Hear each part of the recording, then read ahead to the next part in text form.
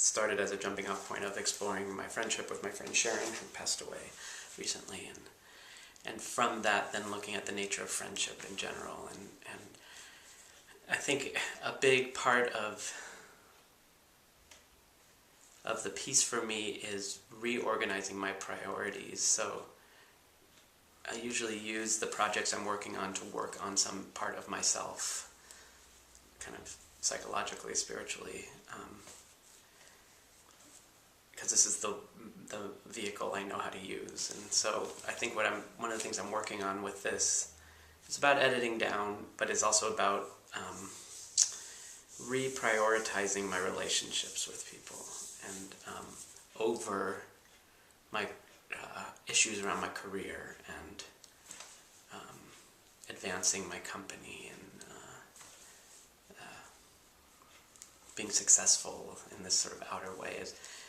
wanting to sort of keep coming back to this priority of my connections with people. And I guess the way I've seen that manifest a lot in the past couple of years is that I've done these really, some of my closest friends are the ensemble I work with, and then we've done these growing projects that have gotten bigger and bigger, I feel like, and more complex and chaotic,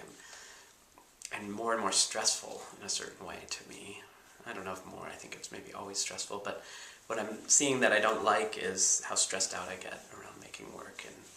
and how I lose sight of, I'm spending time with my friends, and I think I really see that with my friend Sharon. I don't know if it's regret. In a way it's regret that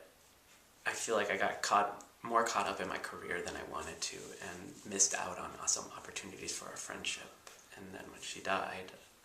those opportunities felt really gone. And so I'm wanting to learn from this. And so, for instance, it's really, Keegan and I are good friends, and we've been friends for a number of years, and but we don't see each other very much. We both have such busy lives, and so I'm using this as a time to reconnect with him. And so in the showing today, we did a improvised duet, and that was really satisfying, and I just want to keep that in the piece, that this is a way that we're going to meet up on stage, kind of, and so that feels really good. And then another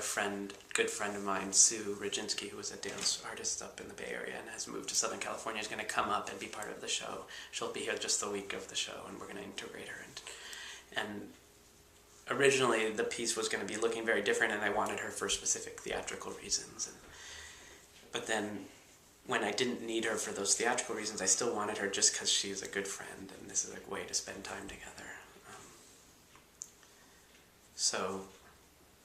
I think that's kind of the edge I'm working with, and how to have these showings and not lose sight of the fact that I'm spending time with people and I want to actually connect with them in the midst of trying to get it all ready. Well, I feel a lot of permission with this residency to focus on the issues and ideas that are important to me,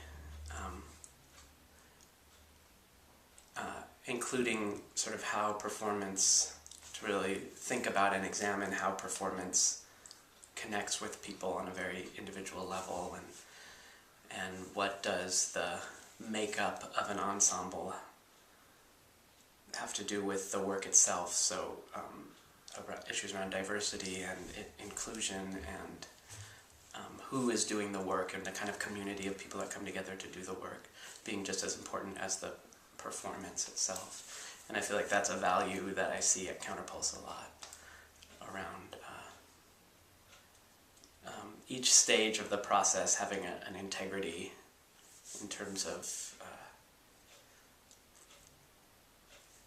ideas about community building, identity, groups of people who have been excluded from performance, from art, from mainstream media for various reasons, that all of that comes into the creation of the work, rather than it being a product-focused thing. So what I'm liking about this residency is that I'm feeling less and less like the performance is the thing, and more that it's the whole thing. It's all the rehearsals in the space and all the times we run it just for each other, and then the work in progress showings, and coming to a place regularly. There's something very grounding and rooting about that. I'm struck by how I felt at the beginning of the residency, this luxury around having lots of time and feeling like there was just all this time for exploration and to try things out, and now I just can't really believe that it's halfway over. So even hearing you say that today is a little surprising to me. And I'm really thankful for the work in progress showings and the production meetings, because these structures are so useful, and I tend not to have them so much when I'm making my own projects. And most of my projects, I might come up with a work in progress showing that I'll think to do at a certain point, but it's always me initiating it all. And this feels really great. It's like I'm feeling guided through the process, and even though I've been making work for a long time, this feels, it's like reminding me of good practices for art making, I guess. And I think I've realized with this residency, and I don't know if it's a big life change or just the phase I'm going through right now, that I'm really interested in continuing to work in this way, meaning residencies at spaces or spending a long time at a space, and a small space, getting to really know a space, getting to know the people there, getting to try out lots of things with lights and audience positions, and getting lots of feedback in a particular space, rather than wanting to sort of, as an emerging choreographer, wanting to do bigger and bigger spaces and more prestigious spaces. That I'm just realizing this shift, that my interest is really in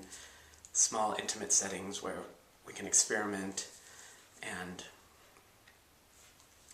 craft things specifically to the actual place where it's going to happen. Because what I find happens a lot with my work and other work that I see is that I'm making it, or artists are making it, in these small little spaces, and then we go onto a big stage and it's just a completely different piece. And that process is making less and less sense to me. Like really being in one place, and that being the place where the performance is going to happen, makes more and more sense.